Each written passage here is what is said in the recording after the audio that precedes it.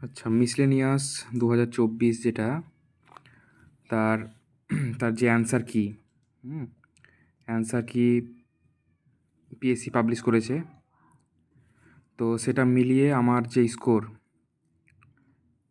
মাই score যেটা হবে সেটা হচ্ছে, আমি একটু জানাবো তোমাদের। সেটা হচ্ছে আমি 89 অ্যাটেম্প্ট করেছিলাম। তো সেই 89 থেকে আমার 12খানা ভুল হয়েছে, 12টা নেগেটিভ হয়েছে আমার, আর ঠিক হয়েছে আমার 77। ঠিক আছে, তাহলে আমার স্কোর কত হচ্ছে? 77-এর সঙ্গে যদি 2 দিয়ে গুণ করি 154, সেখান থেকে আরও 6 বাদ যাবে, মানে আমার স্কোর আছে 148 আউট অফ 200। খুব বেশি চেঞ্জ যে হবে এই পিএসসির যে অ্যান্সার কি আছে, এই অ্যান্সার কি এর সঙ্গে খুব একটা চেঞ্জ হবে না। হ্যাঁ, মোটামুটি সবই ঠিক আছে, 2-1টা ভুল যদিও আমার চোখে পড়েনি, আমি এখনও ঠিক করে মেলাইনি ভালো করে, মানে ভুল ঠিক কি সেটা আমি এখনও অ্যানালিসিস করিনি, বাট খুব বেশি ভুল হবে না। হ্যাঁ, তো আমার স্কোর আছে 148। তো ভ্যাকেন্সি আমি যা দেখছিলাম সেখানে মোটামুটি ভ্যাকেন্সি বলছে 700+। তো জব হতে হতে প্রায় হয়তো 800-এর আশপাশে যাবে। তো 800 যদি যাই তাহলে পাস করাবে মোটামুটি, ধরে নাও যে 4000-এর উপর।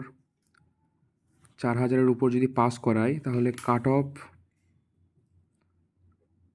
অফ যদি বলি ফর ইউআর ওবিসি এর, কোশ্চেন যে খুব একটা হার্ড ছিল সেরকম না, কিন্তু যেহেতু ভালোই ভ্যাকেন্সি আছে তাই ইউআর ওবিসি এর কাট অফ মোটামুটি আমার মনে হচ্ছে যে 120 অ্যারাউন্ড এরকম থাকবে।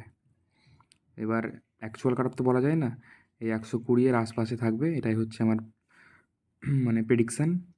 এখন দেখা যাক কী হয়। রেজাল্ট তো মোটামুটি আমার যতদূর মনে হচ্ছে যে এখন 5-6 মাস তো দেবেই না, কারণ WBCS 2022-এর ব্যাপার, এটা মিটবে, ইন্টারভিউ প্রসেস শেষ হবে, তারপরে গিয়ে তখন মিসলেনিয়াস ক্লার্কশিপ এগুলো আসবে।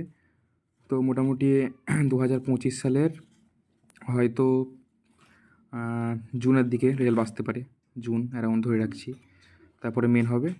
আর এই হচ্ছে ব্যাপার, এই পর্যন্তই।